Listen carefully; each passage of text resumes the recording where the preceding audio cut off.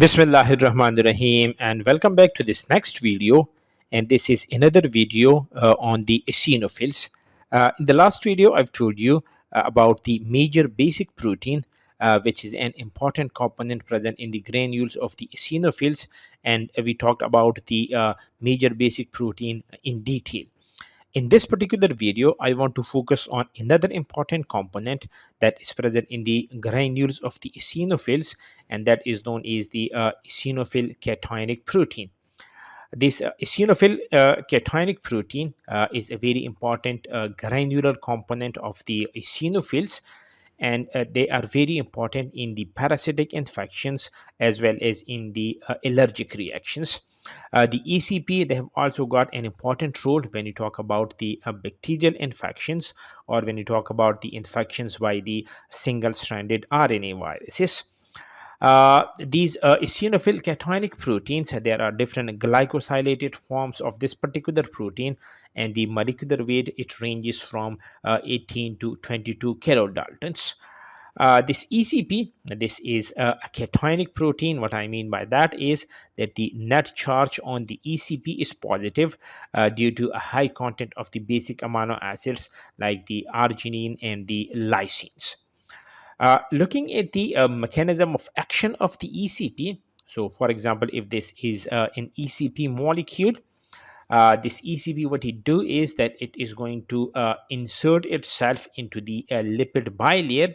But before doing that, what it do is that the ECP is going to interact with the lipid bilayer. You can see over here the ECP that has been in interaction with the lipid bilayer over here, and when it interacts with the membrane, what it do is that it is going to make these pore like structures, and that is going to cause the membrane permeabilization. And this pore formation in the lipid bilayer, it actually leads to increased membrane permeability. This increased membrane permeability actually leads to the leakage of the cellular contents, and this leakage of the cellular content, that is fatal for the pathogens, and it can lead to the cell lysis or the cell death. This is one mechanism by which the ECP exerts its anti-pathogenic functions. When we talk about the ECP, it is also important for the generation of the reactive oxygen species.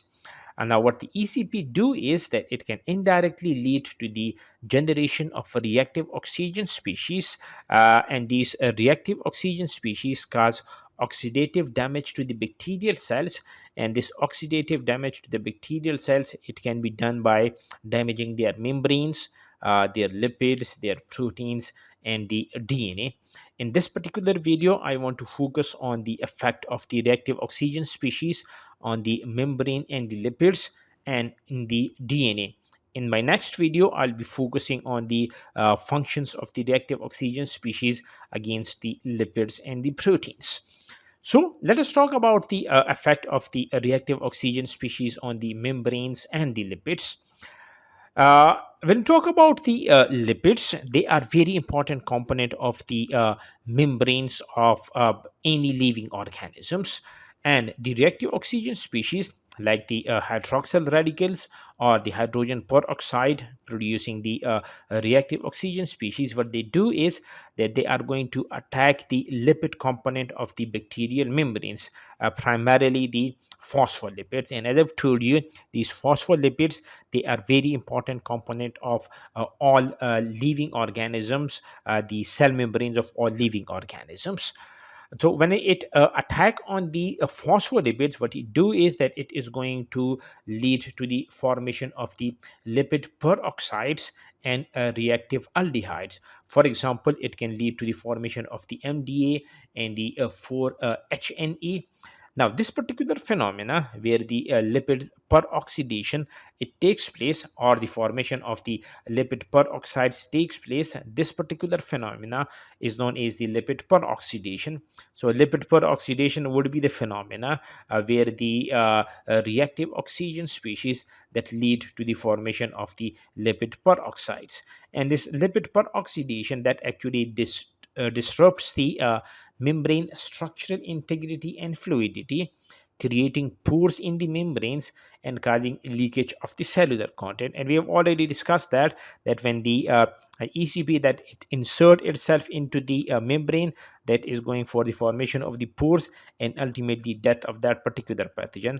But ECP can also indirectly achieve this by the generation of these reactive species, and these reactive species, by the phenomena of the lipid peroxidation, can lead to the for formation of the pores, leakage in the cells, and hence the death of the pathogens. So this disruption of the bacterial cells, this actually disrupts the ability to maintain essential gradients, and hence death of the particular pathogen. Now, what are the effects of the reactive oxygen species on the DNA? Now, one of the effect of the reactive oxygen species on the DNA is the base modification. Now, when we talk about the DNA, we usually talk about the guanine that is present in the DNA. But what happens is that these reactive oxygen species that leads to the oxidation of the DNA bases, for example, the guanine. This guanine, when that is oxidized, it leads to the formation of the 8-oxoguanine.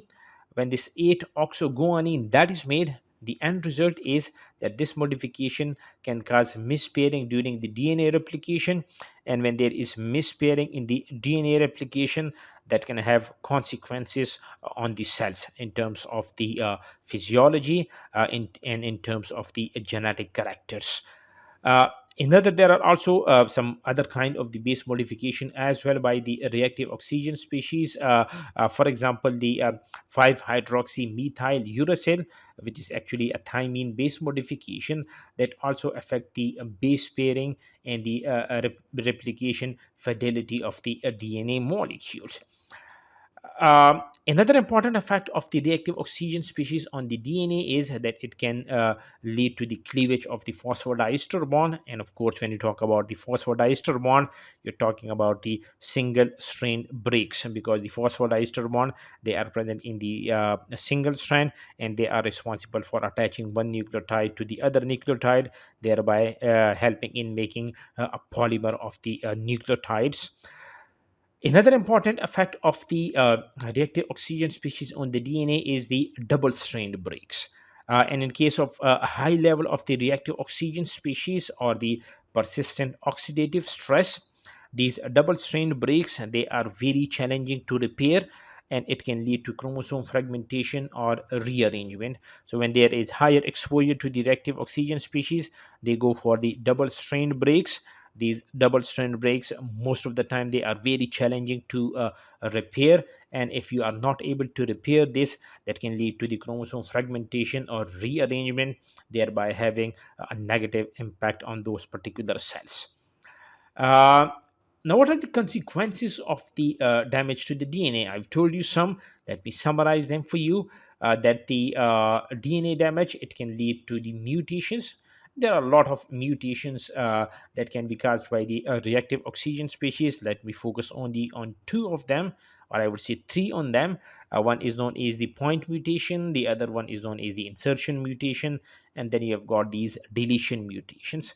And I hope you know what are point mutations. That if so, say for example, this is a sequence of the nucleotide. This is a fragment of the DNA. So normally there is a G at this particular position, and you are only changing this single nucleotide to another one. Say for example, the G that is changing to C. So out of the whole DNA molecule over here on the single base that is changing, therefore we call this is the point mutations. And this mutation, I'll tell you later on what they can do. There can be a deletion mutation, as you can see over here.